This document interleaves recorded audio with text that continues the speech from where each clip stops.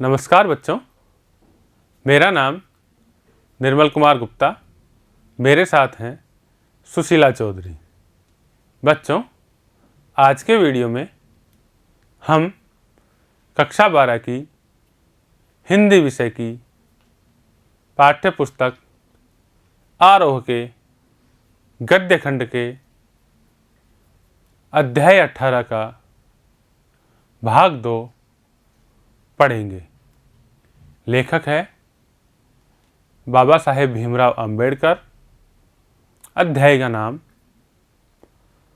श्रम विभाजन और जाति प्रथा। बच्चों, पिछले वीडियो में हमने इस अध्याय का सार पढ़ा था, जिसमें जाति प्रथा के संबंध में बाबा साहेब के विचार और आदर्श समाज के संबंध में उनकी परिकल्पना का वर्णन था। आज के वीडियो में हम इस अध्याय से संबंधित कुछ प्रश्नोत्तर हल करेंगे। शुरू करें बच्चों। प्रश्न 1, श्रम विभाजन और जाति प्रथा। पाठ के लेखक हैं बच्चों, यहां आपके सामने 4 विकल्प है, जिनमें से एक सही विकल्प आपको बताना है। पहला नंद दुलारे वाजपेयी, दूसरा बाबा साहेब भीमराव अंबेडकर, तीसरा धर्मवीर भारती, चौथा इनमें से कोई नहीं। बच्चों, सही उत्तर है बाबा साहेब भीमराव अंबेडकर।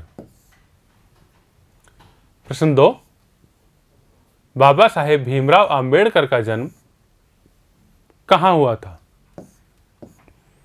बच्चों, इन 4 विकल्प में से एक सही विकल्प आपको बताना है। पहला गुजरात में, दूसरा महाराष्ट्र में, तीसरा बिहार में, चौथा मध्य प्रदेश में। सही उत्तर है मध्य प्रदेश में। प्रश्न 3, निम्नलिखित में से कौन सी रचना आम्बेडकर की है? बच्चों, इन 4 विकल्प में से एक सही विकल्प आपको बताना है। पहला नाखून क्यों बढ़ते हैं, दूसरा गोदान, तीसरा झांसी की रानी, चौथा मूक नायक। सही उत्तर है मूक नायक। प्रश्न 4, भारत में प्रतिवर्ष 14 अप्रैल को कौन सी जयंती मनाई जाती है? उत्तर है भारत में प्रतिवर्ष 14 अप्रैल को डॉक्टर भीमराव अंबेडकर जयंती मनाई जाती है। प्रश्न 5, लेखक किस विडंबना की बात कह रहा है? उत्तर, लेखक वर्तमान युग में भी जाति प्रथा के पोषकों की कमी न होने की विडंबना की बात कह रहा है। प्रश्न 6, भारत में बेरोजगारी का एक प्रमुख व प्रत्यक्ष कारण क्या है? उत्तर है भारत में बेरोजगारी का एक प्रमुख व प्रत्यक्ष कारण जाति प्रथा है। प्रश्न 7, लेखक के अनुसार समाज को कैसा होना चाहिए? उत्तर है लेखक के अनुसार समाज, स्वतंत्रता, समता एवं भ्रातृत्व पर आधारित होना चाहिए। प्रश्न 8, भारत की जाति प्रथा की क्या विशेषता है? उत्तर है, भारत की जाति प्रथा श्रमिकों का अस्वाभाविक विभाजन तो करती ही है, साथ ही विभाजित वर्गों को ऊंच नीच का एहसास भी करा देती है। इससे विषमता की भावना प्रबल होती है तथा भ्रष्टाचार भी फैलता है। प्रश्न 9, भ्रातृत्व के स्वरूप को स्पष्ट कीजिए। उत्तर है, आदर्श समाज की स्थापना हेतु आवश्यक 3 बिंदुओं में से एक भ्रातृत्व को माना है। इसका आशय सभी वर्गों के मध्य भाईचारे की भावना से है। दूध और पानी के मिश्रण की तरह भाईचारे का यही वास्तविक स्वरूप है। प्रश्न 10, लोकतंत्र का वास्तविक स्वरूप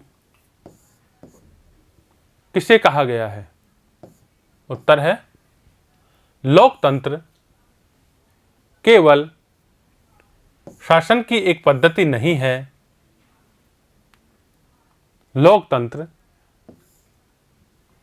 मूलतः सामूहिक जीवनचर्या की एक रीति तथा समाज के सम्मिलित अनुभवों के आदान प्रदान का नाम है। इसमें आवश्यक है कि अपने साथियों के प्रति श्रद्धा व सम्मान का भाव हो। प्रश्न 11, जाति प्रथा भारतीय समाज में बेरोजगारी व भुखमरी का भी एक कारण कैसे बनती रही है? उत्तर है, जाति प्रथा के कारण व्यक्ति अपना व्यवसाय अपने इच्छा के अनुसार नहीं चुन सकता। उसे वही कार्य करना पड़ता है जो उसे जाति के आधार पर मिला है, भले ही यह व्यवसाय उसके लिए अनुपयुक्त हो या फिर उसके भूखे मरने की नौबत ही क्यों ना आए। इस प्रकार व्यवसाय परिवर्तन की अनुमति न देकर जाति प्रथा भारतीय समाज में बेरोजगारी व भुखमरी का कारण बनती रही है। प्रश्न 12, लेखक द्वारा आदर्श समाज के कितने तत्व बताए गए हैं? स्पष्ट कीजिए। उत्तर है, लेखक के अनुसार उनका आदर्श समाज स्वतंत्रता, समता, और भ्रातृत्व, इन 3 गुणों पर आधारित होगा। समाज में भाईचारा बढ़ेगा, तभी हर व्यक्ति को अपना व्यवसाय चुनने की स्वतंत्रता होगी। प्रत्येक व्यक्ति को अपनी क्षमता का विकास करने का पर्याप्त अवसर मिलना चाहिए। समाज के